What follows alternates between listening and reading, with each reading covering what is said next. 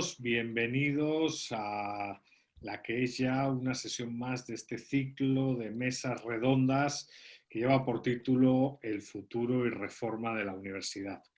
Un programa formativo de divulgación, de investigación, desarrollado gracias al esfuerzo de tres organizaciones, ¿no? CESCOS de Uruguay, la Universidad Francisco Marroquín, tanto en Guatemala como en su sede en Madrid, y el Instituto Juan de Mariana.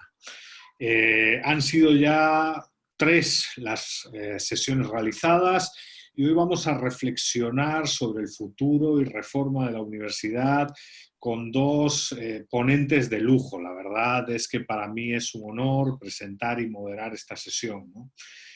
Por un lado, tenemos con nosotros al doctor Gabriel Calzada, economista, en su momento pues, profesor en varias universidades, en el Instituto de Empresa o en la Universidad Rey Juan Carlos, presidente y fundador del Instituto Juan de Mariana, en la actualidad rector de la Universidad Francisco Marroquín y sin duda alguna uno de los grandes representantes del liberalismo en el mundo de habla hispana a día de hoy, ¿no?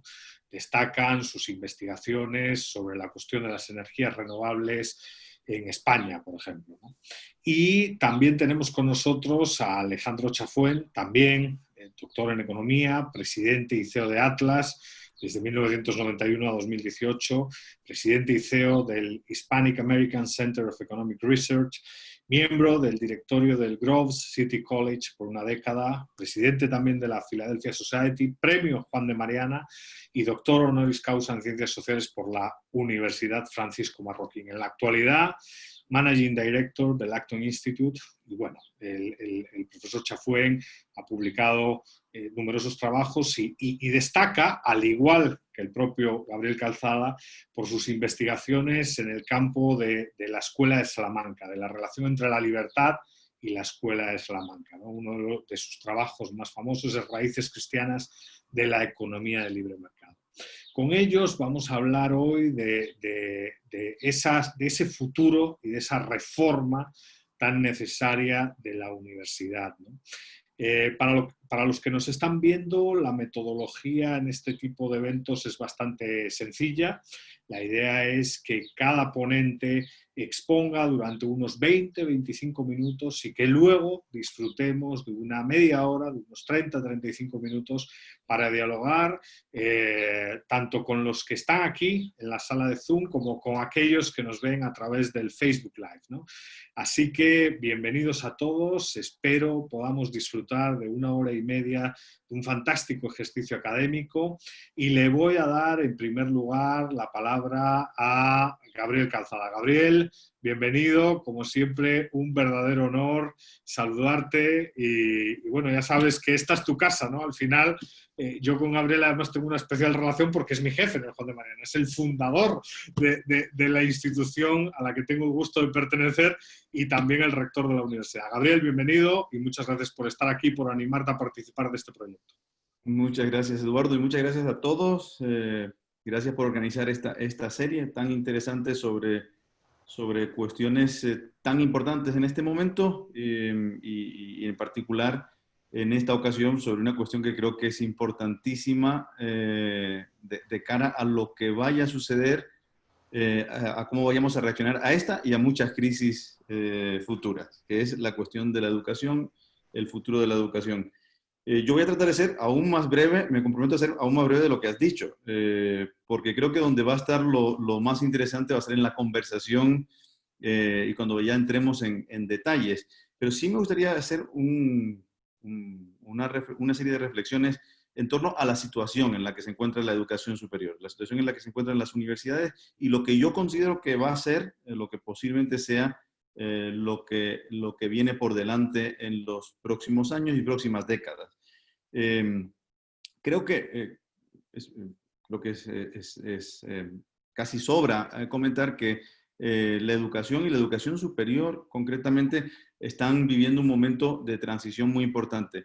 Como voy a comentar en unos minutos, ese momento de transición quizá ha provocado una cierta decepción, porque si nos vamos atrás al año 2008, 2009, pues se tenía casi una fe ciega en que iba a haber una revolución educativa que no ha habido, que no ha sucedido. Quizá ha habido una cierta evolución en esta última década, pero de luego revolución por el momento no ha habido. Y entonces se está en un momento de un cierto impasse en el que no se tiene claro si es que esa revolución está tardando en llegar o es que no va a venir nunca y la educación va a seguir tal y como la conocemos.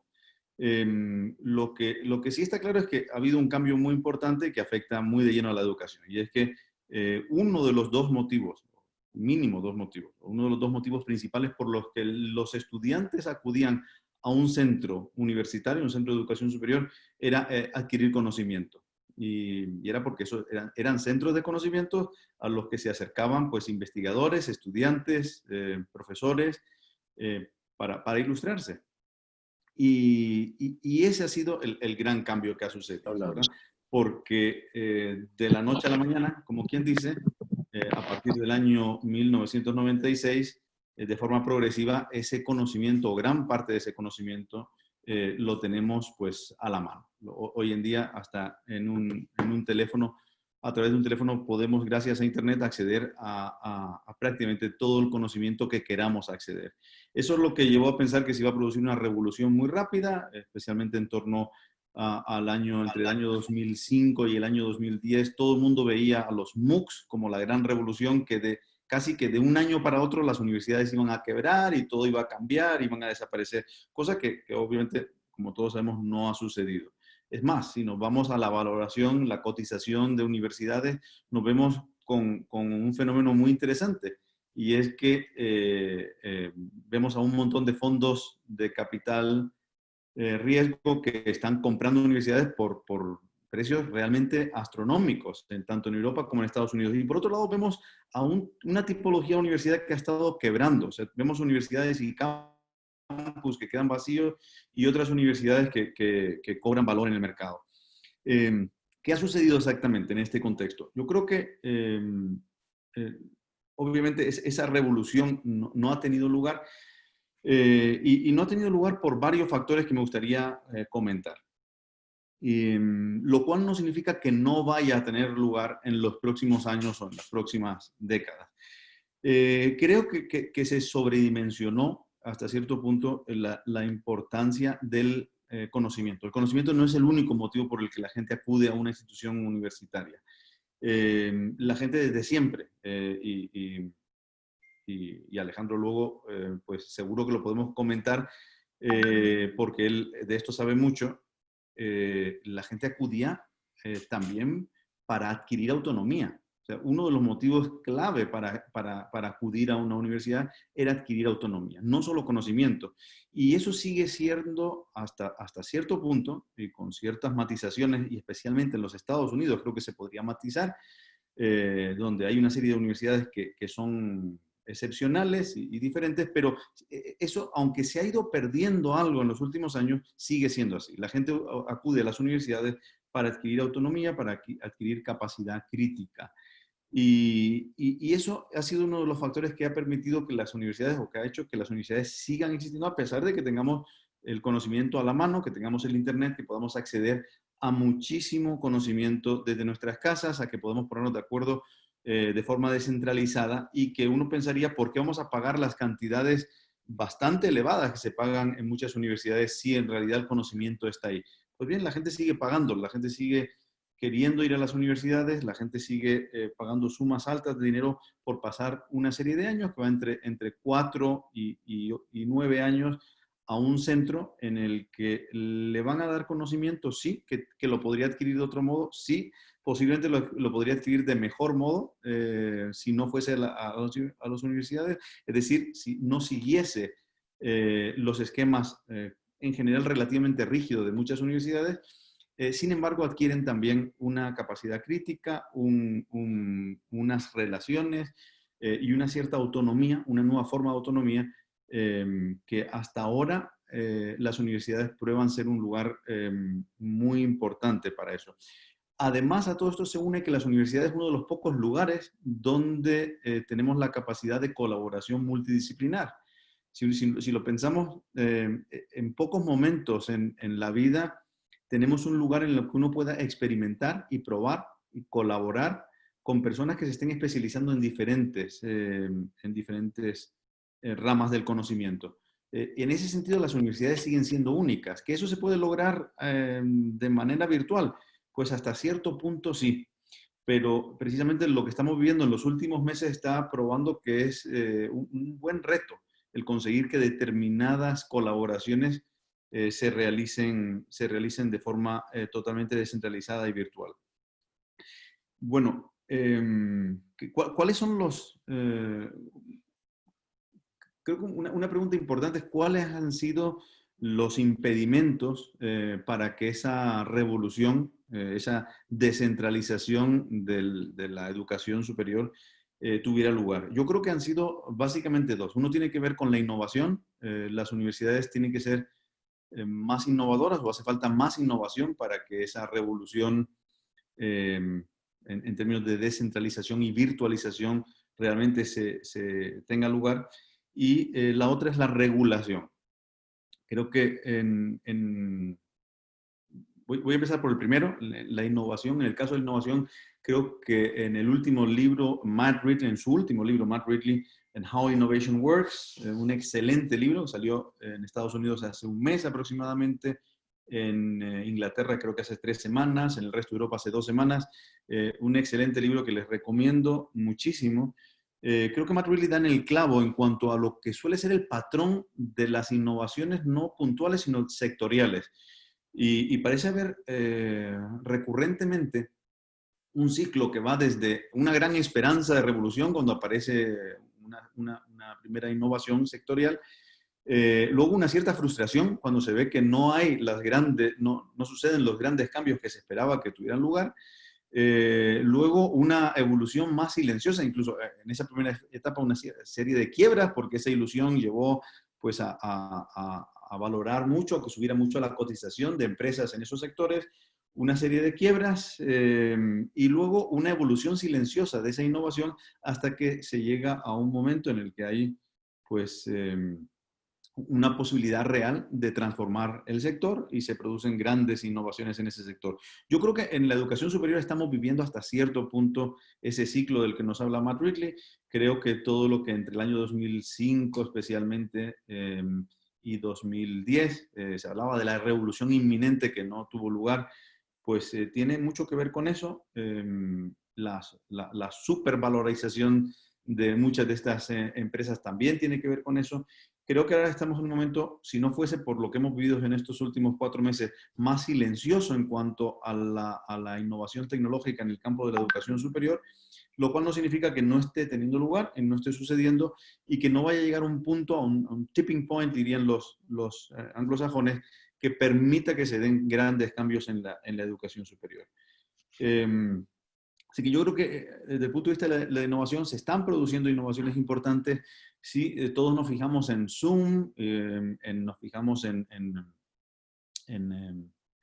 plataformas que nos permiten hacer videoconferencias y pensamos, pues tampoco es tanta la diferencia de lo que había hace 10 años y lo que hay ahora. Digamos, entre el Skype o el Hangouts de hace 10 años y el Zoom de ahora, sí es mejor, es menos pesado, es más fluido, hay menos cortes, podemos hablar incluso con una conexión relativamente mala, podemos hacer breakout sessions, podemos hacer una serie de cosas muy interesantes, pero no es una gran transformación con respecto a lo que teníamos hace 10 años realmente. Sin embargo, hay toda una serie de empresas que están trabajando y están ahí y se pueden utilizar, pero son menos conocidas, que son empresas como Mural, como el propio proyecto de Google, Jamboard y otros muchos que son experimentos que silenciosamente o de forma más silenciosa están avanzando y que creo que pueden llegar a posibilitar grandes transformaciones. El segundo punto por el que hay una cierta barrera o limitación a la hora de que se provoquen mejoras, diría yo, innovaciones y mejoras en la educación, es la regulación. La educación superior es uno de los sectores más regulados. Siempre hablamos de la agricultura y del campo financiero como dos de los sectores más regulados que hay, pero la verdad es que la educación es un campo casi tan regulado como el sector bancario. Es una cosa realmente increíble. Está regulado quién puede llamarse universidad. Tú no tienes permiso para llamarte universidad, al menos en España, si no te dan un permiso para llamarte universidad. La regulación dicta quién puede ser universidad, quién puede ser profesor, puede dictar una clase, quién puede aspirar a ser profesor, en qué condiciones se accede a la carrera profesional de profesor, en qué condiciones se puede llegar a ser un investigador, cuándo una empresa privada puede contratarte y cuándo no puede contratarte para dar clases a una universidad, cómo tienen que estar conformados los consejos directivos, cómo tienen que ser los campus, cómo deben ser los espacios, cuántos créditos hay que dar por cada carrera, cuándo una cosa se puede llamar una carrera, cuándo no, cuándo tiene que ser un máster, cuándo puede ser un máster oficial, cuándo el máster no es oficial, si no es un máster privado, ¿qué te permite el máster privado? ¿Qué te permite el máster oficial? Podría estar hablando aquí una hora y me seguiría quedando tiempo, me seguiría faltando tiempo para contarles de regulaciones que dicen cómo tiene que ser la educación superior. Claro, con este corsé es muy difícil que se innove, es muy difícil que se mejore. Sin embargo, la historia nos muestra que cuando se producen innovaciones, al final la regulación lo que hace es como un gran embalse, retrasar, limitar la medida de la evolución, pero al final se termina dando, ¿no? La innovación termina rodeando esas barreras y termina produciéndose. Yo creo que estamos viviendo eso, estamos viviendo una situación en la que muchas innovaciones están ayudando a que poco a poco podamos bordear esas trabas, podamos bordear trabas en gran medida puestas por la administración pública, en gran medida puestas por las propias universidades. Que pensando en cómo evitar que entren nuevos competidores, se ponen de acuerdo con la administración para permitir que esas barreras estén ahí, incluso elevar esas barreras para hacer más difícil el que entre la competencia. Y bueno, esa creo que es la situación en la que estamos. Vamos a ver en los próximos años, en las próximas décadas, grandes innovaciones. Yo creo que sí, yo creo que vamos a ver grandes innovaciones en el campo de la educación superior. Curiosamente, en gran medida, creo que para volver a la educación clásica. Pero bueno, es como yo lo veo. Creo que la educación clásica, especialmente en esa capacidad de dar autonomía al individuo, esa capacidad de hacer librepensadores, de ayudar a las personas, a los individuos, a que sean personas que tengan ese espíritu crítico, esa autonomía que es tan necesaria para para emprender en todos los sentidos en la sociedad, es algo que es parte de la educación clásica, que en alguna medida, como decía antes, se ha ido perdiendo, aunque sigue estando presente en las universidades, y que creo que en la situación actual es algo que va a ser fundamental. En los próximos años creo que va a ser y la colaboración multidisciplinar, creo que van a ser los dos ejes o los dos sellos del mundo universitario. Claro, para que esto se produzca, como decía, hay infinidad de regulaciones que impiden que haya suficiente colaboración multidisciplinar. No, la cantidad de tiempo, trabajo, años que se van en conseguir que la administración pública de casi todos los países permita que carreras que están dedicadas hoy en día a un silo, que son un silo y que están dedicadas a un solo sector, se puedan abrir y dar multidisciplinariamente, es tremendo. Pero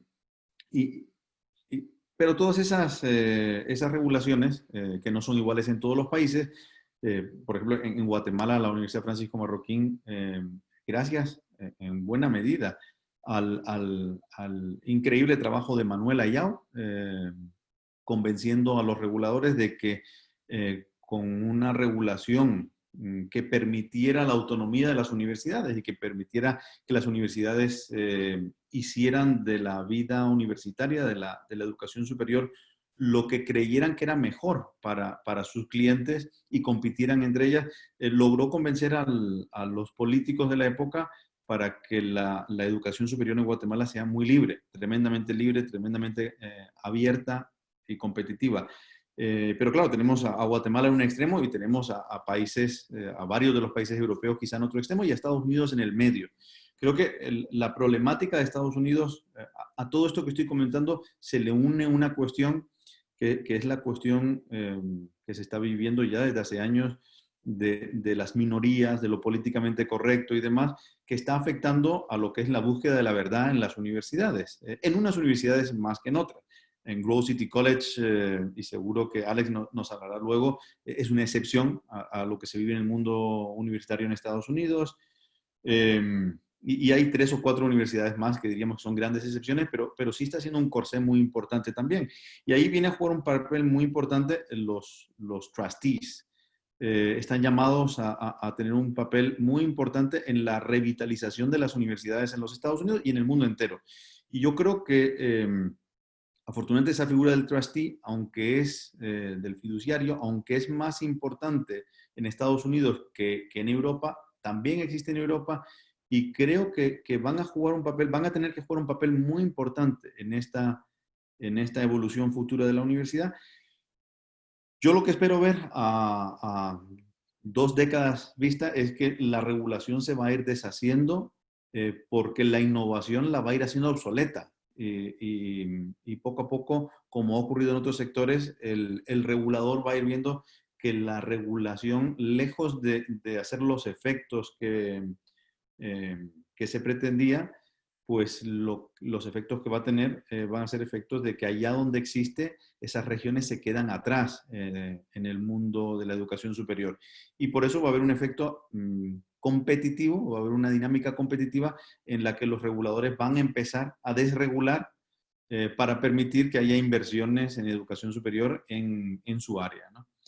Así que bueno, así es como lo veo, una vuelta a la educación clásica a través de las nuevas tecnologías. Pero habrá que darle tiempo al tiempo para ver si esto es así.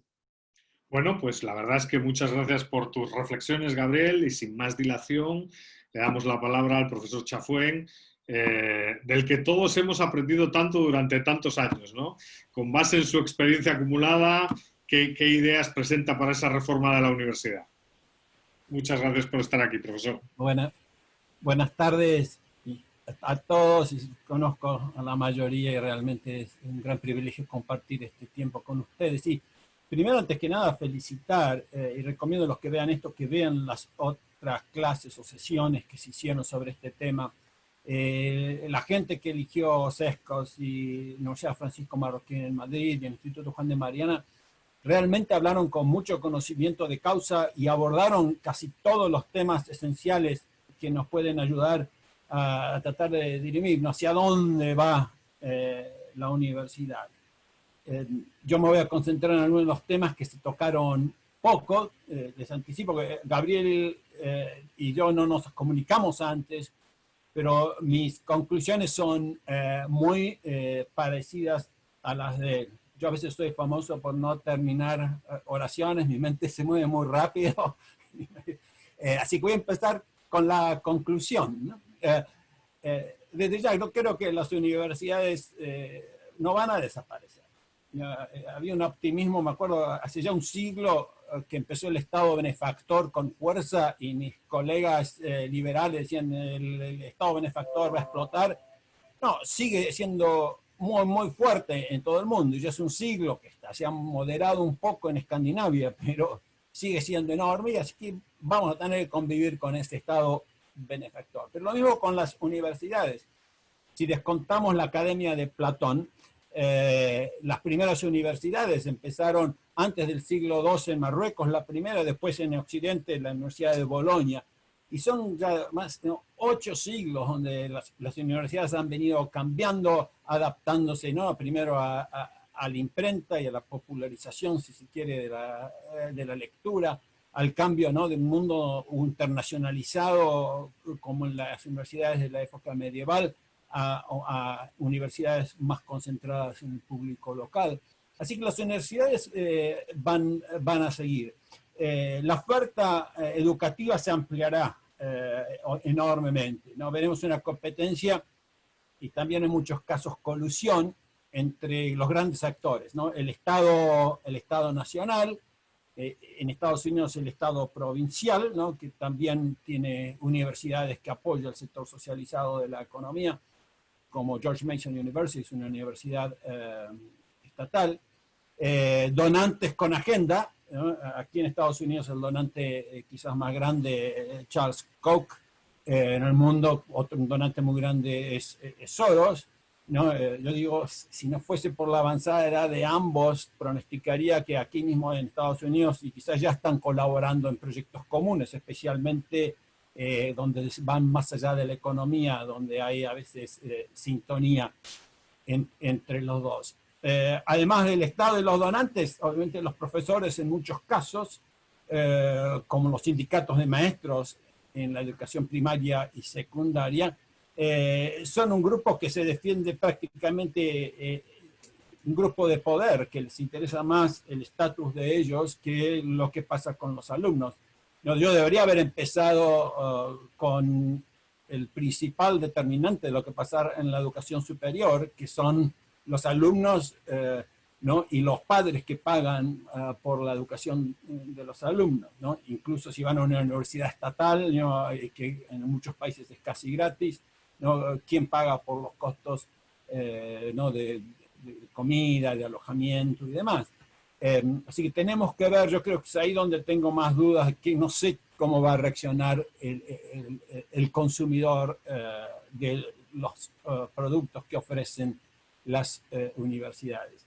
Otro tema que sí se abordó es el tema de las empresas. Yo creo que también incrementarán su presencia en el mundo universitario y también su colaboración con universidades. Voy a tratar de reflejar un poco lo que he aprendido en mi vida profesional a lo largo de mis 50 años casi de vida profesional. En cuanto al rol del Estado, yo creo que el Estado no va a desaparecer y mi recomendación en el campo educativo es similar al del campo monetario. Que el Estado ponga regla diciendo esto es lo que nosotros vamos a llamar una universidad o un título oficial, pero a partir de allí libertad total de ofrecer y darle nombre que uno quiera a los cursos y a los ofrecimientos. Es como en la moneda. Yo tendría el gobierno que define una moneda, como dice la Constitución norteamericana, ¿no? Como un peso y una medida, pero libertad total de competencia y dejar que el mercado y mediante la competencia aprendamos a cuáles son los mejores arreglos y procesos que benefician a la sociedad y en nuestro caso que incrementen la libertad. En los temas que no se tocaron, uno de los más graves quizás es el tenure, es el contrato perpetuo, una cátedra de perpetuidad, que es el contrato típico en la mayoría de las universidades de Estados Unidos. El otro tema, que tuvimos una muy buena sesión en la Universidad de Montevideo, es el rol de los centros y los think tanks internos en las universidades y cómo están haciendo revivir a muchas universidades. Se habló también de la falta de recursos, que hay pocas becas, hay poco apoyo privado a las universidades. Y el otro tema que recién ahora se abordó, que es el que habló Gabriel, del rol que tenemos nosotros, los fiduciarios, los miembros de los consejos directivos de las universidades, de mantener la misión de la universidad y si queremos cambiarla, ser muy transparentes acerca de lo que estamos pretendiendo hacer con las universidades de las que somos responsables. Hay un tema que fue importantísimo, se tocó en otras sesiones, que es el de la censura y de la autocensura que existe.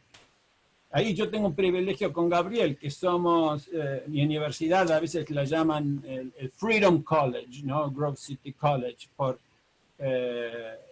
nuestro apego a la misión y a los principios de la sociedad libre, pero creemos en la libertad de asociación. Ni la Universidad Francisco Marroquín ni Grove City College tienen tenure, así que los profesores pueden ser despedidos como en cualquier otro trabajo.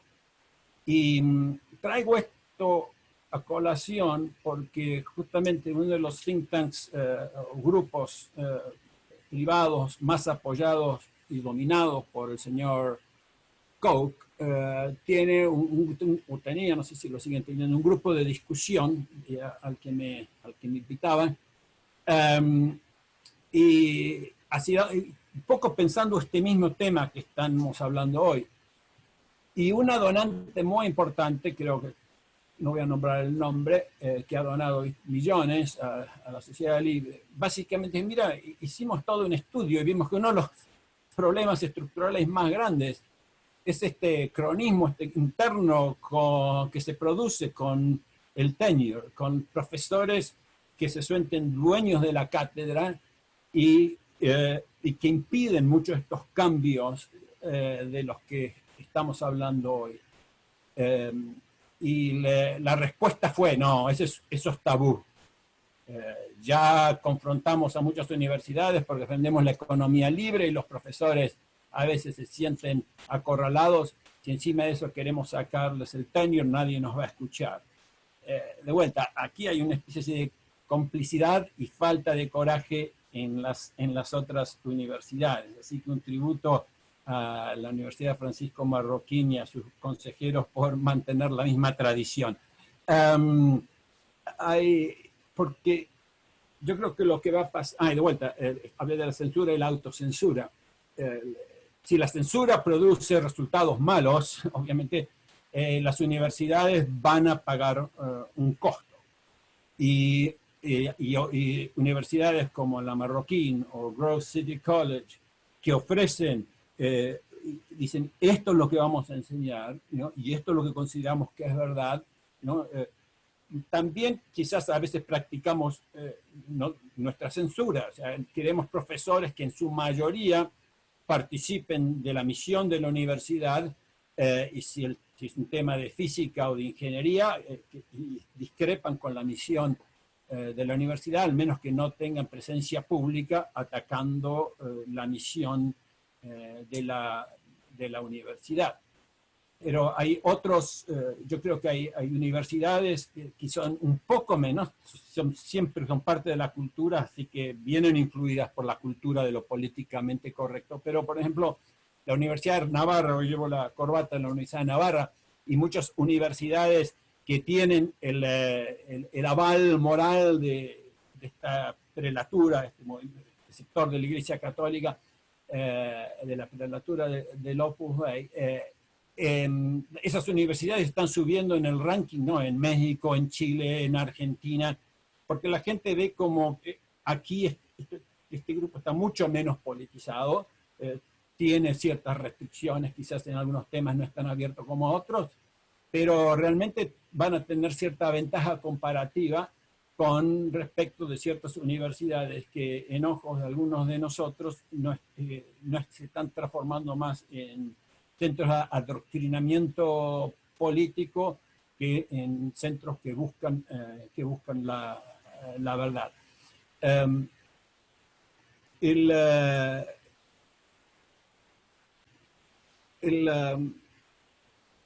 El esfuerzo de mirar hacia el futuro, yo creo que no tiene que estar desconectado con mirar al pasado.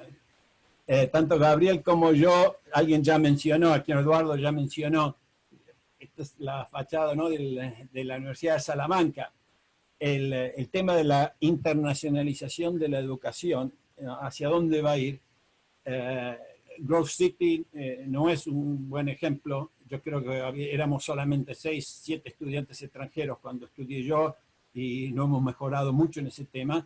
Ahora tenemos universidades hermanas en diversos lugares del mundo, en Latinoamérica, de la Universidad Adolfo Ibáñez, y nuestra universidad hermana, pero de vuelta son muy, muy pocos los alumnos que van para allí. Pero en la Universidad de Salamanca, en el siglo XVI y XVII, era un centro de educación mundial, ¿no? Los irlandeses tenían el colegio de nobles irlandeses, la jerarquía inglesa iba a estudiar a Salamanca. El rol que cumplió era inmenso. Hay un libro estupendo, Gabriel seguramente lo leyó, sobre la Universidad de París en tiempos de Francisco de Vitoria. Y de vuelta, los profesores eran de todos los países de Occidente, ¿no? Los alumnos venían de vuelta de todas las regiones. San Antonino era de Florencia, ¿no? Y Francisco Vitoria vuelve a Salamanca y funda esa gran universidad, y de allí también Salamanca nutrió a casi toda Hispanoamérica de grandes profesores, de grandes libros. Así que tenemos mucho para aprender del pasado. Así que miren un poquito el tema de la historia. ¿Cómo se está trabajando para tratar de impedir esa tiranía de lo políticamente correcto que tenemos miedo que dañe a las universidades? Acá les voy a contar una anécdota, una historia real, del que es considerado hoy, incluso la revista Reason, que es libertaria, lo llamó el Cadillac, ¿no? El Cadillac era el mejor auto, el BMW o el Tesla de los think tanks universitarios. Asistí a uno de los primeros programas de algo que se llama el James Madison Program en Princeton, con el apoyo del Witherspoon Institute. Y los primeros oradores en esa sesión eran en honor a Peter Bauer, Lord Bauer. Estaban presentes 3 premios Nobel: Amartya Sen, Douglas North y James Buchanan, ¿no? Además de Israel Kirchner.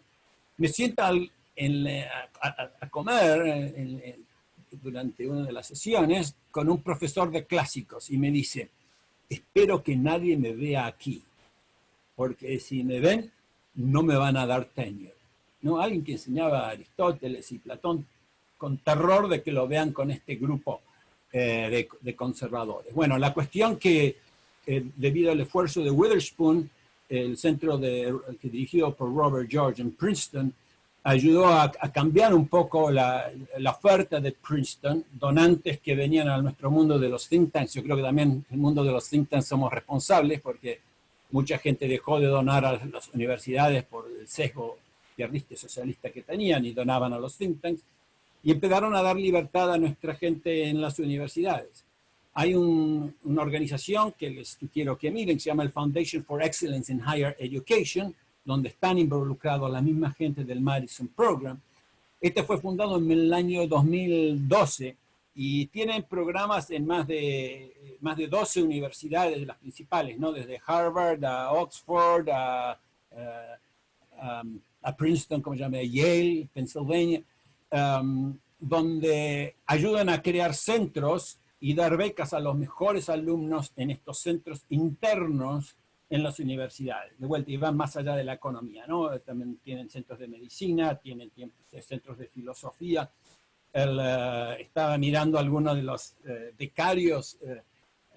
Hay uno que me llamó la atención, Fernando Arteaga, es un mexicano trabajando por los mejores economistas del mundo, ¿no? Jesús Fernández Villaverde. Gente que antes no tenía cabida en el mundo de las Ivy Leagues, ¿no? Y de las grandes universidades de Estados Unidos. Ahora encontrando más campo y ampliando las ofertas que da la universidad tradicional, y quizás haciendo más difícil el trabajo de los think tanks. Para que se den una idea, el presupuesto está entre los 10 y 15 millones de dólares de esta fundación for Higher Education. Hablando de los think tanks, obviamente el más antiguo de los think tanks internos, y también yo creo que ha ayudado a mantener el prestigio de Stanford University, que es el Hoover Institution. Compitiendo con Hoover en George Mason, ya hablé del Institute for Humane Studies, está el Mercatus Center. Estas son organizaciones que para proteger sus activos tienen su propia estructura legal, mientras que Hoover es parte de Stanford y no tiene un directorio aparte, sino un Board of Governors, que son básicamente donantes y custodios, pero no responsables legales. Mercatus y IHS tienen su propia estructura legal y su propia fundación, para que sea más difícil que si el gobierno de Virginia, que tiene predominio en el directorio, quiere llevar la universidad toda a la izquierda, le puede ser más difícil, no va a poder robar los recursos de estas empresas, de estos think tanks. En Grove City College tenemos un Institute for Faith and Freedom. Navarra tiene uno de los más antiguos que se llama Empresa y Humanismo, y en Navarra Center for Economic Development. Y estamos viendo algo muy interesante. Gabriel Calzada fue de la academia a un think tank, del think tank ahora a la academia. Ahí en Uruguay ustedes tienen para mí es uno de los 3 mejores economistas en las Américas, Ignacio Muñoz. Fue de la Universidad de Montevideo a dirigir CERES, porque el anterior director de CERES, el think tank tan bueno en Uruguay, es el ministro de Relaciones Exteriores, ¿no? Ernesto Talvi. Así que yo creo que vamos a ver muchos más de estos esfuerzos. Yo he escrito sobre este tema y hay un paper que se lo debo a Pedro Isern y a Sescos, que lo voy a refinar sobre este tema de los think tanks como una forma de reinventar la universidad, los think tanks internos. Hablamos de las empresas y creo que me estoy quedando sin tiempo, no sé cómo van a decir cuando se me acorta el tiempo.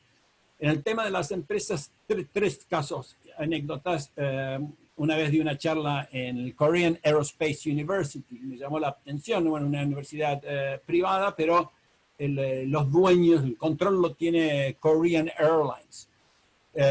Y muy buenos en temas de técnica, en temas de física, y yo hablé, como siempre, de la libertad, la sociedad libre. Y al salir de la conferencia, veo un cuadro con los resultados de una competencia interna de proyectos empresariales de los graduados, ¿no? Que se llevaban como premio inversiones de venture capital, de capital de riesgo para los graduados que presentaban los mejores proyectos. En medio broma, le dije, qué integrados que están. Le dije, no me digan que también tienen colegios secundarios. Me dijo, sí, también tenemos colegios secundarios. Así, bueno, así que este es un caso de una universidad con gran prestigio que está realmente ofreciendo al mercado de todo lo que tiene que ver con a la aviación y el mercado de espacio los mejores profesionales. Otro caso el año pasado de una charla en la John Brown University en Estados Unidos, en Arkansas, y la familia Walton tiene algo, con su fundación apoya algo que se llama los Walton Scholars, y apoyan un sector de gente de Centroamérica y México que tiene que ser gente de clase media, sin muchos recursos, pero brillantes, y se tienen que comprometer a volver a su país de origen. No me acuerdo el número exacto, ¿viste? Creo que será como 60 alumnos en 4 o 5 universidades. Pero me pareció una inversión estupenda y una forma de las empresas de estar ayudando a formar capital humano en diversos países. En Grove City acabamos de empezar una escuela de enfermería y nuevamente como Grove City no solo ofrece muy buenos resultados académicos, 93% de nuestros graduados consiguen un empleo inmediatamente, ¿no? Sobre todo en ingeniería y en las zonas cercanas de Pensilvania occidental, ¿no? Western Pennsylvania. Inmediatamente, pese a esta crisis, hemos tenido los mejores 6 meses en nuestra historia de búsqueda de fondos, y generalmente con donantes de todo tipo. Y aquí, bueno, vuelvo a repetir que Grove City, como Francisco Marroquín, compartimos el privilegio de no aceptar plata de donantes. En Grove City ni siquiera aceptamos alumnos que reciben becas del gobierno. No hablé, y termino con esto, del esfuerzo que pueden hacer algunos de nuestros amigos cuando llegan al Ministerio de Educación. A veces es muy difícil liberalizar y cambiar todo de golpe. Un gran amigo que también graduó en Harvard y que pasó por un think tank, FIRE, después trabajó para Coke y trabajó un par de años como viceministro de Betsy DeVos. Para transparencia, Betsy DeVos fue por 10 años nuestra tesorera, su madre y ahora su hijo es miembro del consejo directivo de Acton. y siempre soñamos con incrementar la posibilidad de competencia y de elección en el campo educativo para poder vivir mejor, sobre todo para los pobres. Bueno, Adam se dedicó a tratar de moderar y incrementar la competencia entre las agencias que acreditan a las universidades, porque mucha de la censura viene impuesta de arriba. Entonces, Adam ha ayudado a crear riqueza en forma indirecta al incrementar la libertad que tienen algunas de estas agencias para acreditar a las universidades. Así que creo que es alguien que sería muy provechoso que ustedes trabajen con él. Hay otra organización que quiero mencionar para terminar, que se llama ACTA, que se llama American Council for Trustees and Alumni, el Consejo de Directivos y Fiduciarios de Universidades y Graduados, enseñándoles que es nuestra responsabilidad el decidir y mirar qué es lo que está pasando en cada una de estas universidades, ¿no? Toqué el ojo, los donantes, estoy totalmente abierto a tener donantes privados, son muy distintos, las grandes fundaciones se están transformando en muy burocráticas, prefieren siempre dar plata a lo seguro que a lo nuevo, y los donantes individuales tienen el tema que a veces se desilusionan o tienen su agenda propia, obviamente con lo que ha pasado en el mundo. Grandes donantes de Acton o del mundo liberal están muy, ¿cómo se llama?, frustrados y decepcionados por la ausencia de la opción liberal y de los argumentos liberales en cómo se confrontó la crisis. Bueno, para terminar, las universidades no van a desaparecer. Va a haber una competencia entre todos estos factores.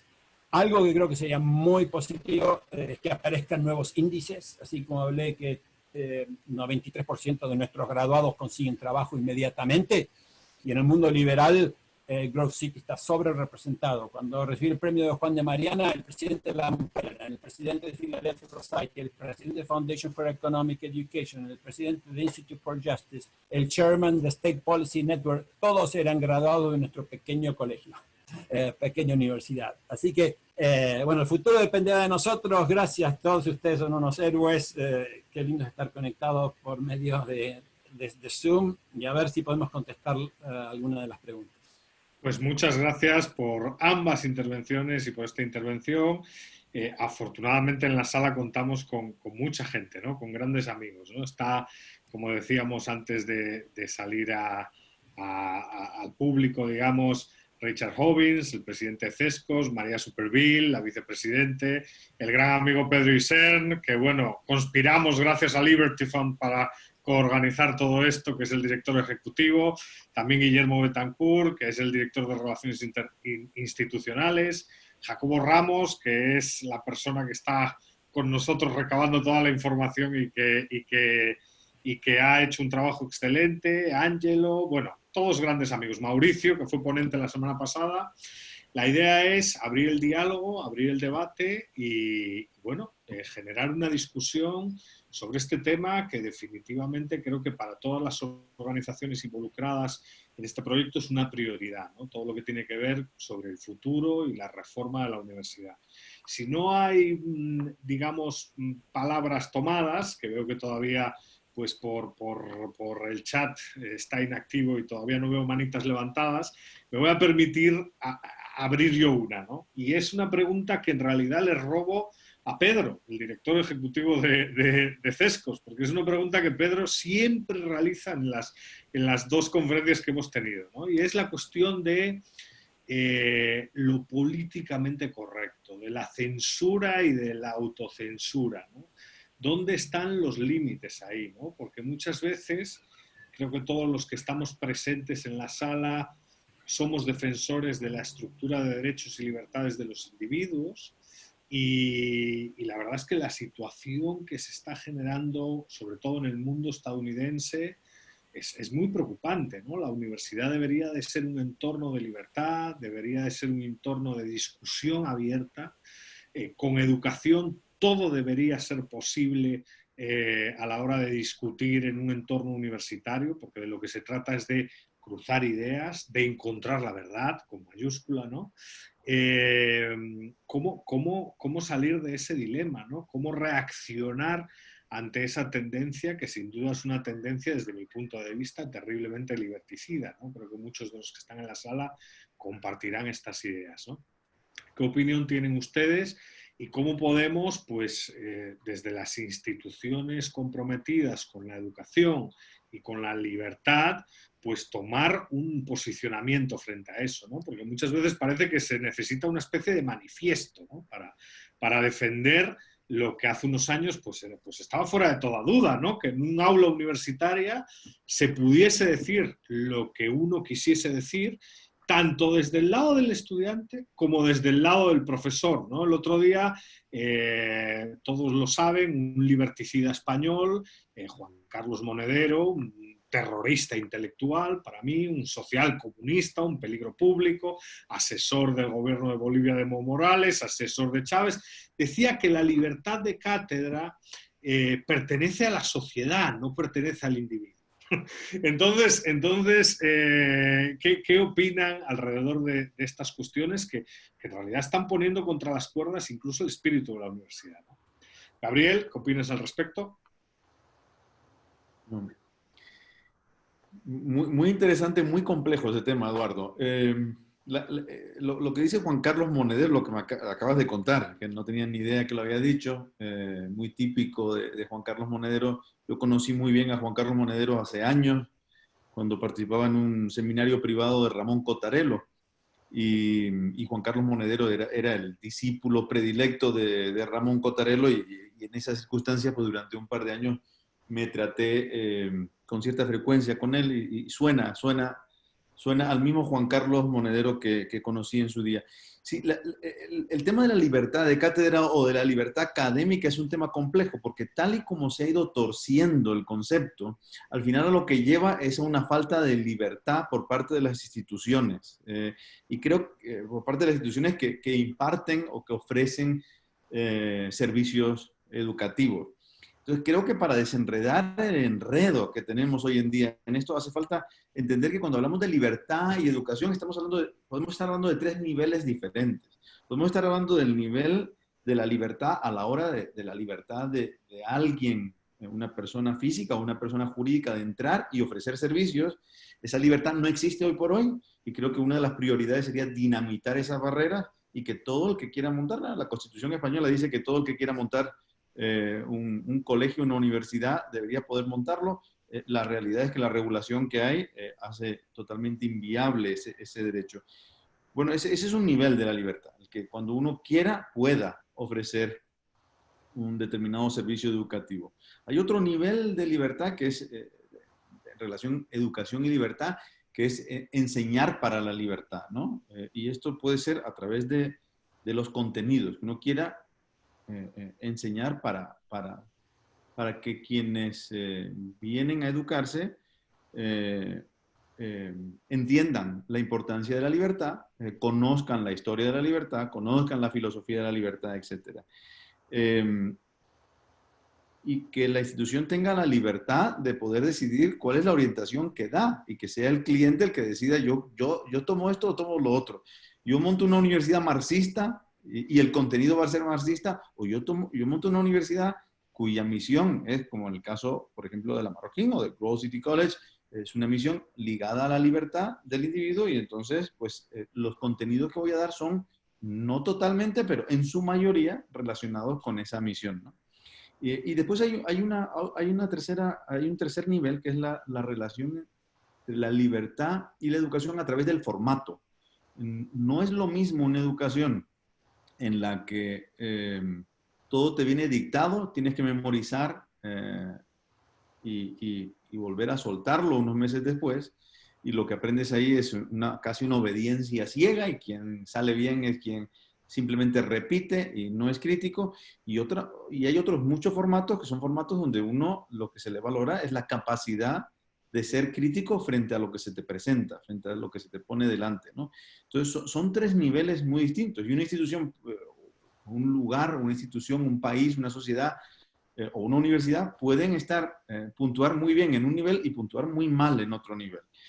Creo que tenemos el problema que estás apuntando, ya para cerrar, y podemos hablar luego más sobre el asunto, pero para dejar que Alex, que creo que seguro que tiene mucho que decir sobre este asunto, el problema es un problema que viene, por un lado, por la regulación y por cómo se ha entendido qué es esto de la libertad de cátedra o de la libertad académica en relación a lo que decía Juan Carlos Monedero. Y a su vez, eso lo tienes que poner en el contexto de las agencias de acreditación y de los rankings, porque al final la Marroquín no acepta dinero público, Grove City College tampoco, pero la mayor parte, casi todas las universidades aceptan dinero público. Una vez aceptas dinero público, necesitas estar arriba en los rankings para recibir determinada cantidad. Para estar arriba en los rankings necesitas que las acreditadoras te pongan de determinada forma en sus informes. Y para lograr eso, tú necesitas interpretar la libertad académica de una forma que es absolutamente demencial. Es entendida de tal forma que tú contratas a alguien y esa persona puede ir contra tu misión y puede estar saboteando la misión de todo el proyecto, pero por la libertad de cátedra, bueno, es la libertad de saboteadores, cosa que no se permitiría en ninguna empresa del mundo, en ninguna circunstancia, en ningún sector. Pues aquí han ido torciendo el concepto de libertad de cátedra para que signifique la libertad de sabotear una misión. Creo que la libertad de cátedra es algo muy, muy distinto. Y es que la discusión dentro de la universidad tiene que ser libre y abierta, lo cual no significa que quien pone el dinero para montar un proyecto educativo no puede elegir qué tipo de profesor quiere y qué tipo de temario quiere que se imparta en su programa. Son dos cosas muy distintas que se han ido mezclando, yo creo que para que los expertos gramscianos tomen control de las universidades públicas y de las privadas también. Y después hay una cierta autolimitación, autocensura que se produce precisamente en muchas universidades para intentar quedar bien ante las acreditadoras, para intentar quedar bien, para que no se les critiquen, para que no vengan los de Uncoke Your Campus o otros grupos a ponerte una manifestación alrededor de tu campus. Pues hay una cierta autocensura también que lleva a esta situación que comentaba. Para mí esos son los dos factores principales. Creo que hay que batallar contra eso. Creo que hay que defender la verdadera libertad académica, la libertad, por un lado, de la institución de contratar a quien le parece mejor para impartir ciertos cursos, la libertad de la institución de crear sus programas y no estar limitado en ese sentido, la libertad del estudiante para criticar lo que el profesor le diga y que sea valorado por su capacidad crítica de razonamiento. Y esa es la verdadera libertad académica, que es la que tenemos que defender y que lamentablemente está bastante herida. Muchas gracias, Gabriel. Le damos la palabra a Alejandro y posteriormente a Pedro, que he visto que también tenía una inquietud, ¿no? Alejandro. Sí, bueno, y va a ser corto y o casualidad que comparto lo que dijo Gabriel, pero va a depender mucho cómo reacciona el mercado. Me gustó mucho en la charla de universidades y empresas, como Arturo mencionó la experiencia de que por qué se privilegia la universidad más famosa, ¿no? Porque el que contrata a alguien de una universidad famosa corre menos riesgo. Pero esto de la político correcto está llegando a tal extremo que está causando a veces la reacción opuesta. Ya hemos visto cómo las universidades apoyadas por Soros están atacadas en Europa Central. Ayer me acaba de compartir un grupo muy amigo, un think tank que trabaja en tema de Estado de Derecho y Justicia en Polonia, Ordo Iuris. Está creando una nueva universidad que se llama Western Intermarium College, ¿no? un colegio, una universidad con una misión parecida a la de Grove City College para Europa Central y del Este. Pero no solo el sector universitario. En Brasil hay un grupo privado que se llama Brasil Paralelo, que está haciendo unos programas estupendos, ¿no? Tipo National Geographic o History Channel. Realmente el trabajo que hice yo, sobre cristianismo en la Escuela de Salamanca, salió en portugués, Fe y Libertad. Esta gente hizo 6 series ¿no? en inglés dobladas al portugués, basadas en mi libro. Es la mejor clase que he dado en mi vida, con un modelo muy bueno que tienen. Así que, de vuelta, brasilparalelo.com. Así que la competencia, así como Coca-Cola se equivocaba si miraba a Pepsi como su competencia y tuvo que mirar a los productores de agua, a los de cerveza y demás, la competencia del tema educacional va a venir de muchos lados y espero que ayuden a minimizar y a dar vuelta este totalitarismo que vemos a nivel universitario, donde 90% prácticamente de los profesores en estas universidades piensan igual, todos quieren más Estado, todos son más socialistas en temas económicos, ¿no? Así que yo creo que va a depender mucho de cómo reaccionemos nosotros como empleadores, como colegas y como empresarios a este tema de la censura y ofrecer verdadera enseñanza y no adoctrinación política. Muchas gracias. Hay dos preguntas o comentarios. Uno es de Pedro. Pedro, muchas gracias. Y el otro es de Arturo. Vamos a empezar por Pedro. Bueno, Pedro, muchas gracias, como siempre. Un gran gusto, Eduardo, un gran gusto, Alex y Gabriel, haberlos escuchado. Es un gran honor para Sescos, una institución joven aquí en Montevideo, tener semejantes disertantes junto con dos grandes instituciones como la Universidad Francisco Marroquín y el Instituto Juan de Mariana. Es repito, un gran honor. Yo marqué varias cosas, a ver si me voy a desorganizar como Alex, ¿no? Y voy a decir cosas distintas y si no me entienden, después puedo volver un poco. Anoté, bueno, en un punto, ¿no hay que repensar cómo premiar el error en la vida universitaria? Yo como profesor sistemáticamente le digo a los alumnos, es el lugar para equivocarse. Bueno, la vida es el lugar para equivocarse, ¿no? Uno a lo largo de la vida profesional se va equivocando todo el tiempo, nos vamos equivocando todo el tiempo, pero un gran lugar para equivocarse es la universidad. Y los chicos, yo tengo estudiantes de 18, 19, 20 años, no lo toman con profundidad esta idea, y tienen o miedo o indiferencia, que es incluso peor, ¿no? No sé cuál de las dos cosas es peor, si la idea de, vamos muchachos, contesten la pregunta y equivóquense, vamos, ya lo vemos, y a partir de la prueba y error vamos mejorando. Y yo veo cierta distancia, a lo mejor es apatía y cierta indiferencia en relación a eso. Ese es un punto. Cambio radicalmente de tema, Alex, para preguntarte en clave del rol de los think tanks en la universidad. ¿Qué se gana y qué se pierde, ¿no? ¿Cuánto pierde Hoover al incorporarse allí? ¿Cuánto gana? Y viceversa con Stanford. Y bueno, en ese gran mundo de esos números fenomenales, el otro día, yo ya lo repito este número porque he quedado tan impresionado hablando con un profesor de Georgetown, me dijo que Georgetown ha perdido $100 millones durante la pandemia. $100 millones, una de las instituciones americanas, son esos números en los Estados Unidos, que en América Latina estamos tan pero tan lejos, y bueno, en clave de cuánto le suma y cuánto le resta un centro de estudio a la universidad, uno tendría que haber un parámetro, se puede pensar un parámetro de cuánto gana Hoover en Stanford, cuánto gana Stanford por Hoover, cuánto pierde, o en independencia, o en lo que sea. Esa es una pregunta que siempre nos recorre. Pensando en clave de América Latina y del cono sur, en donde hay tanto menos dinero, para decirlo de alguna manera, y en donde ahí la equivocación a lo mejor cuesta más caro, ¿no? Después Alex mencionaba Betsy DeVos, para los que no saben, Betsy es la secretaria de Educación allí. Mencionaste un nombre que dijiste que podemos trabajar. Les recomiendo trabajar con el nombre. ¿Cuál es, Alex? Que no lo tomé del todo. Vuelvo al tema nuestro, Eduardo, de temas anteriores, de las discusiones anteriores. Lo que pasa en Princeton, qué terrible.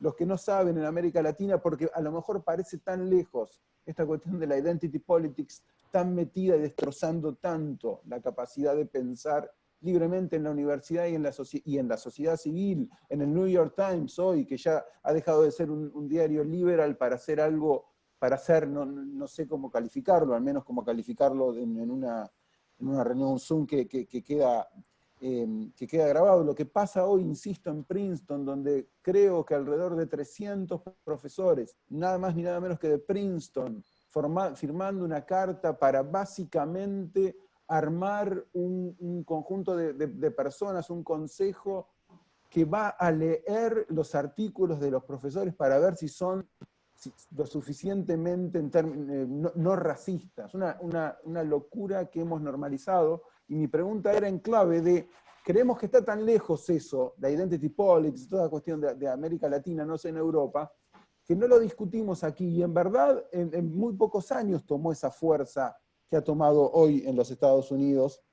Así que bueno, he dicho cosas distintas. La última, Alex, te quería decir que ese señor que está ahí abajo, que se llama Mauricio Vázquez, es un argentino que se está mudando a Uruguay y que a lo mejor tú conoces a la persona que nos recomendó Mauricio, a lo mejor no, se llama Gabriel y se apellida Zanotti, la persona que nos recomendó a Mauricio, a lo mejor tú lo conoces, así que recibiremos a ese y a tantos otros argentinos, ¿no? Un tópico de nuestro tiempo, lo que está pasando, esta es la buena nueva, ¿no? De que al fin se pueden comparar instituciones aquí en el Río de la Plata y gente normal haciendo cosas normales de un lado, al fin puede recibir un premio vía la inmigración, ese gran acontecimiento de la historia y de la condición humana. Bueno, dije muchas cosas distintas, tengo otras, pero lo voy a parar acá. Así que es un gran gusto, repito, para Sescos ser parte de este evento y de este panel. Muy bien, muchas gracias, Pedro. Le pasamos la palabra a Alejandro y luego le damos unos minutos a Gabriel también. Alejandro. Bueno, ahí puse el nombre de la persona, es Adam, como Adán con M, y el apellido es Kissel, K-I-S-S-E-L.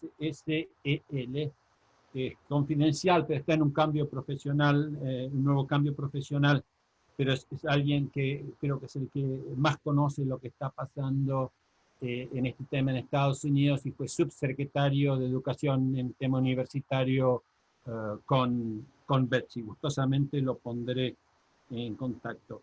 La verdad que no sé quién gana con Hoover. Ya mencioné el caso de Princeton, que me consta la cantidad de donantes que iba perdiendo, incluso gente graduados de la familia de mi mujer que dijeron nunca más voy a donar a Princeton porque no había ninguna oferta de profesores o de cursos o de investigación favorable a la sociedad libre y ahora esto ha cambiado. Obviamente que hay mucho camino por recorrer. Hasta en la Universidad de Chicago hubo cientos de profesores que firmaron una carta en contra de que se empiece un instituto en honor a Milton Friedman y Gary Becker, ¿no? Y lo han aguado tanto que calculo que ninguno de ustedes, por más de los millones que tienen, han leído algún estudio, alguna contribución del instituto de Friedman y Gary Becker. Algo que no hemos tocado cuando hablamos de cuál va a ser la reacción de los alumnos, parte de mi reflexión acerca de que vamos a seguir con diversas ofertas educativas es que tengo dos hijos muy, muy distintos. Y quizás al que más le cuesta la educación formal es el que tiene un coeficiente intelectual muy alto, el otro se acomodó perfecto a la educación formal, pero cómo la educación que uno se nutre en su casa, en la infancia, en los colegios secundarios, es muy importante para ver cómo puede un alumno insertarse en una universidad online. No va a ser para todos. No, para algunos va a ser mejor, para otros va a ser peor. Mauricio, la verdad me encantaron tus comentarios. Yo aprendí, y mi doctorado fue de una universidad, Juan Carlos Kachanowski la recibió en la misma universidad, donde el moto era no en memoria, o repitiendo la educación clásica, y nos acoplaban con un mentor. En violín era Yehuda Menuhin. En economía tuve la suerte de tener a Hans Henkels, que me enseñó los principios fundamentales de la economía, pero Friedman fue un mentor que me enseñó a mirar la realidad.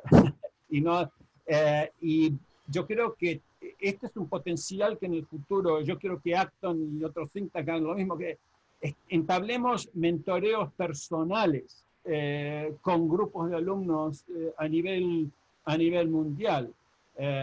Yo creo que hay un potencial muy grande, pero de vuelta, no va a ser para todos. No sé si me olvidé de todo, de alguno de los temas, Pedro, pero dejemos a ver qué quiere decir Arturo y Gabriel. Muy bien. Gabriel, ¿qué opinas al respecto?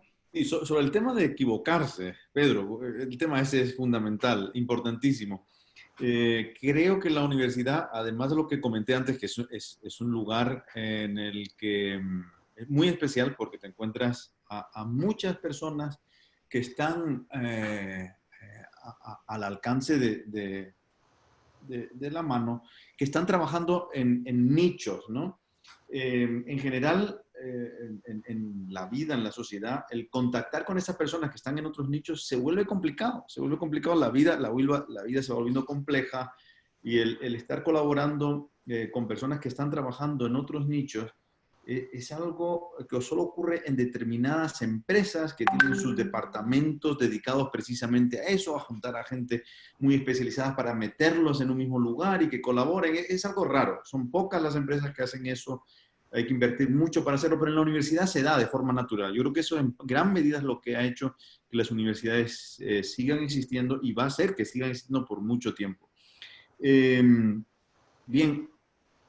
en este contexto, la importancia de poder equivocarse, de colaborar y poder equivocarte en la colaboración es fundamental. Y comentabas ahí, comentabas hace un momento, Pedro, lo de que los chicos se les dice, pero a veces no se animan a equivocarse, no son atrevidos, no toman riesgos. Yo creo que tienes razón. Al mismo tiempo, creo que es tanto un problema de los chicos como quizá más aún de los profesores. Creo que repetimos mucho eso de sí, deben equivocarse, ustedes pueden equivocarse, no se preocupen, pero al final les calificamos por esas equivocaciones. Y cuando se equivocan, tienen peor nota que cuando no se equivocan. Yo llevo muchos años implementando un sistema y es que los estudiantes tienen dos veces para presentar cualquier cosa. En mis clases, toda cosa la presentan 2 veces. Lo presentan y algunas 3 veces. Todo lo presentan una primera vez y esa primera vez van a recibir una retroalimentación, pero no van a recibir ninguna nota. Y lo van a poder volver a presentar si quieren una segunda vez. Y en esa segunda vez es cuando van a recibir una nota. Lo que he podido comprobar es que los estudiantes se arriesgan muchísimo más, porque de pronto saben que no tienen nota en esa primera vez, pero sí tienen la retroalimentación. Es más, es cuando de verdad tienen retroalimentación. Porque la segunda, ¿de qué les sirve, no? La que le das, pero ya tienen la nota cerrada. Entonces creo que tienes toda la razón, es un elemento fundamental. Creo que las universidades tienen que hacer mejor uso de la combinación de colaborar interdisciplinariamente con la posibilidad de equivocarse. Eso es algo único, solo se da en las universidades. Fuera de la universidad se da, ya digo, en grandes departamentos de empresas donde se invierte mucho dinero y el error ahí cuesta muchísimo. Cada error ahí cuesta, por ejemplo, en el campo farmacéutico, cientos de millones, en el campo de las comunicaciones, decenas de millones. Es una cuestión única que tienen las universidades y que creo que ahí el error es fundamental, la cultura de equivocarte, de probar, equivocarte, aprender, recibir retroalimentación temprana, feed forward, le llaman algunos, es muy importante. Creo que eso es parte de una cultura y se nota que tú la tratas de implementar en tus clases, pero es algo que las instituciones creo que deben preocuparse más por tener ese tipo de cultura. Muy bien, vamos a seguir porque hay varias preguntas. Ahora es el turno de Arturo, pero bueno, posteriormente ya pasamos a preguntas del chat, que veo que nuestro gran amigo Ricardo Matesanz ha hecho un comentario y una pregunta, o sea que sin problema, pero Arturo, bienvenido. Gracias, Edu. Yo quería hacer 2 preguntas muy directas a los panelistas. ¿Cuál era su opinión? Y es en relación a que estos meses que hemos vivido de repensar la educación, obligados, pero empezar a utilizar herramientas, de repente hemos descubierto muchas cosas que estábamos haciendo en aula y que las podíamos hacer tecnológicamente, incluso las podíamos hacer de forma más productiva. Entonces mi pregunta es, al final, el verdadero valor de la clase presencial, el verdadero valor de que los alumnos se encuentren en un campus, en un aula, con el profesor, ¿cuál debería ser? ¿Es la colaboración? ¿Es el diálogo socrático? ¿Es el resolver problemas? Al final, ¿para qué va a ir el alumno al campus? Muy bien, pues siéntanse libres para responder. No sé por qué empezar. Si quiere Gabriel y luego le damos la palabra a Alejandro. Muy bien. Sí, ¿por qué van a ir los alumnos al campus? Es buenísima pregunta, Arturo. Mira, yo creo que los alumnos hoy por hoy no tienen claro que el tipo de relaciones que puedas tener virtuales sea igual de buena o profunda que las relaciones que puedes tener en persona. Eso yo creo que va a ir desapareciendo con el tiempo, porque creo que cada vez más vamos a tener opciones de tener mejores relaciones en línea. Pero sigue siendo un hecho y posiblemente lo va a seguir siendo por bastante tiempo. Pero yo creo que in situ, presencialmente, se pueden hacer algunas actividades que son muy difíciles de llevar a cabo en línea. Nosotros hemos hecho grandes esfuerzos para hacerlas en línea y lo hemos logrado, pero no hay comparación en la calidad. Me refiero sobre todo a las actividades de colaborar y hacer. Hablabas de discusión socrática. Incluso una discusión socrática la puedes tener en línea. Y creo que hoy en día tenemos buenas plataformas para hacer discusiones socráticas. Pero en la medida en la que tú quieras tener a un grupo de estudiantes que se dediquen a colaborar, a hacer algo, a hacer prototipos, a reformarlos, a armarlos, a destruirlos, a retarse de manera inmediata. Cuando digo de manera inmediata es, hagamos un prototipo, te reto, rehagámoslo, volvamos. Eso solo tiene fluidez de manera presencial. Y creo que es una de las ventajas grandes que tiene el campus. Y la otra es a lo que me refería antes. La vida en un campus, sea grande o sea pequeño, es una vida en la que surgen muchas cosas inesperadas. Hay mucha variedad y hay potencial de sorpresa grande. La vida virtual hoy por hoy tiene poco potencial de sorpresa. Es muy planificada, es una vida muy esquematizada, muy en base a plantillas. Está muy bien, yo la uso muchísimo, pero no es lo mismo.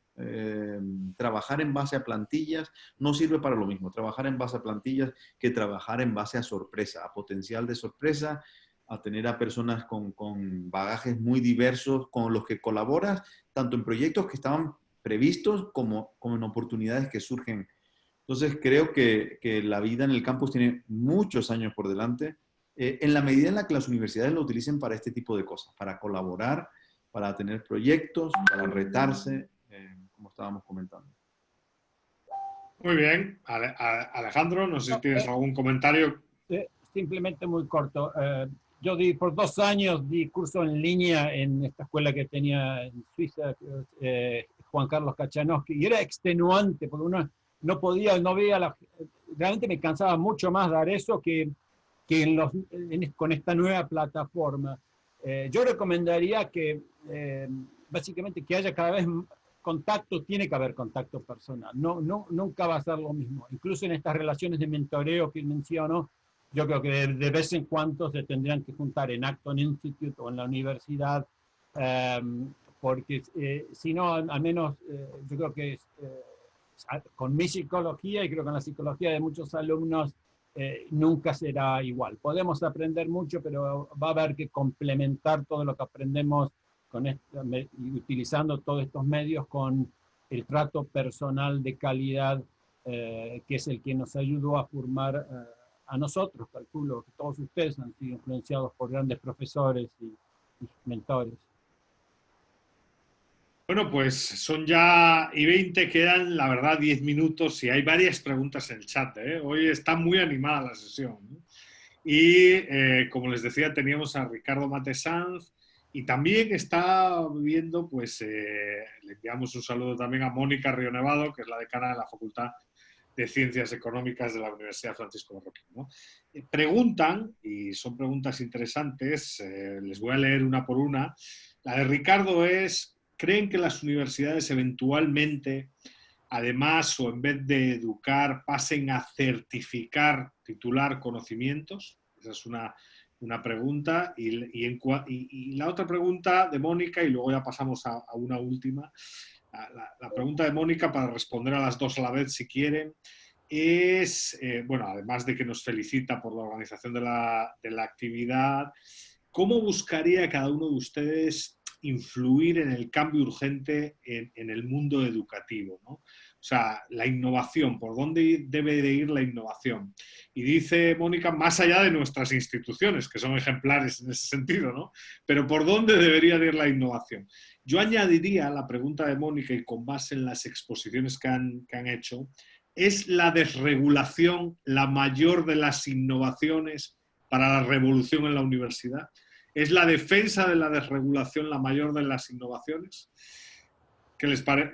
Ambas preguntas, tanto la de Ricardo como Mónica. Si quieren, empezamos otra vez por Gabriel.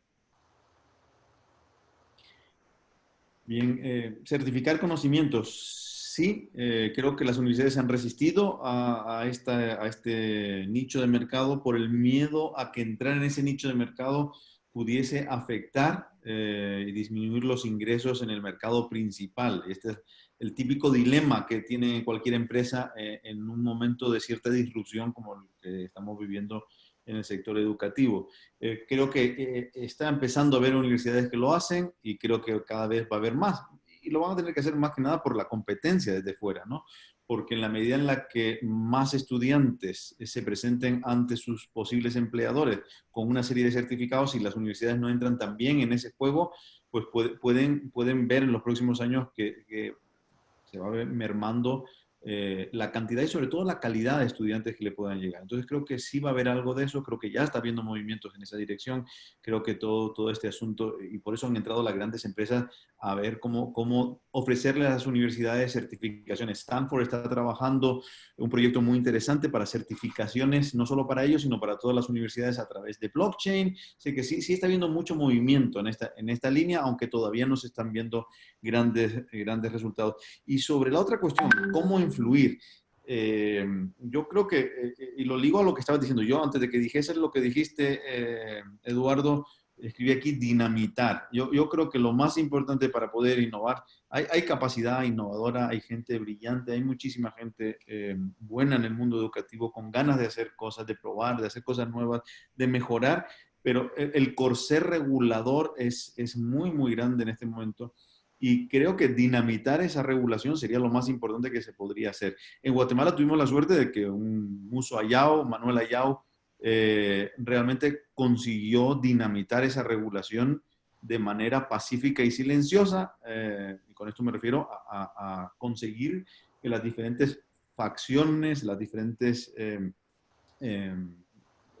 representantes del espectro político estuviesen de acuerdo en que había suficientes ventajas en deshacerse de la regulación, del corsé regulador y liberalizar la educación superior. Y por eso en Guatemala hay toda una serie de muy buenas universidades privadas.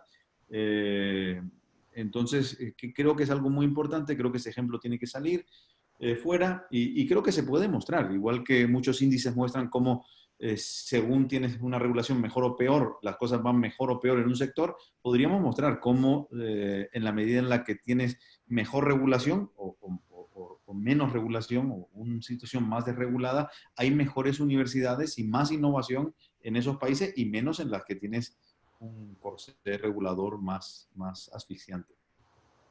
Alejandro. Muy corto, me tocó en un grupo elite de grandes inversores escuchar al presidente de una universidad muy importante, off the record, la idea de certificar a la gente que tiene labor profesional, ¿no? Una persona hace un cortometraje y recibe un premio, va a estudiar a la Escuela de Cine de la Universidad Francisco Marroquín, tiene que cumplir los mismos requisitos que alguien empieza de cero, parece medio ridículo. Pero claro, esto le cambia totalmente la ecuación a las universidades, pero yo creo que es una de las áreas en que empresarios y presidentes de universidades que son innovadores como Gabriel o Larry Arnett Hillsdale pueden moverse e ir en ese camino sin que les afecte, al contrario, teniendo una ventaja competitiva sobre otras universidades y pudiendo atraer alumnos de impresionante calidad, porque a los otros alumnos les encantaría tener gente que ha escrito libros, que ha hecho películas en sus mismos cursos. Hay una pregunta por el chat muy interesante de Josué Reyes sobre la cuestión de la educación en línea, ¿no? ¿Qué opinan de la educación en línea, del futuro de la educación en línea y de si esa rama, digamos, de diversificación de la universidad pues es un instrumento de futuro, ¿no? Sin lugar a dudas, ¿no? ¿Qué opiniones tienen al respecto? Yo en lo personal he tenido el placer de dar clases en línea. He tenido el placer también de, bueno, en estos meses de pandemia, pues como Second Best en la UFM, dar clase también en línea, que ha mostrado una capacidad de adaptación brutal. No hemos perdido, yo en mi caso no he perdido ni una sola hora docente por la transición de educación, digamos, presencial a educación en línea, una cosa en tiempo récord, en una semana que Gabriel podría explicar porque fue un reto, digamos, administrativo y logístico para la universidad, pero tanto en Madrid como en Guatemala, pero fuimos capaces. ¿Qué opinan de la educación en línea, no? Gabriel.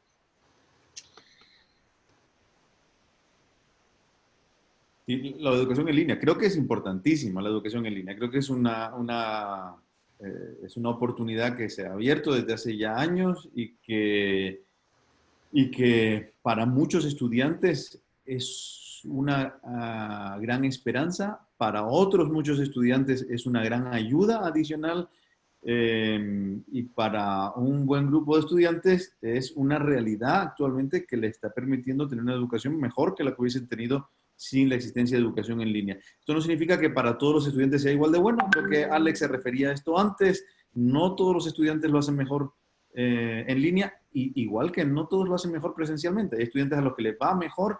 Yo lo he vivido esto con mis hijas. Tengo hijas a quien les va mejor presencial, a otras que les va mejor, a una concretamente que le va muchísimo mejor en línea, le va estupendamente bien a una de una forma, a otra de la otra. Creo que tenemos además suficientes años de experimentación en el tema de la educación en línea. Yo fui cofundador del Centro de Estudios Superiores de Madrid Manuel Ayau, más conocido como OMA, porque hace una década estábamos convencidos de que la educación en línea tenía un gran papel que jugar en el mundo de la educación superior.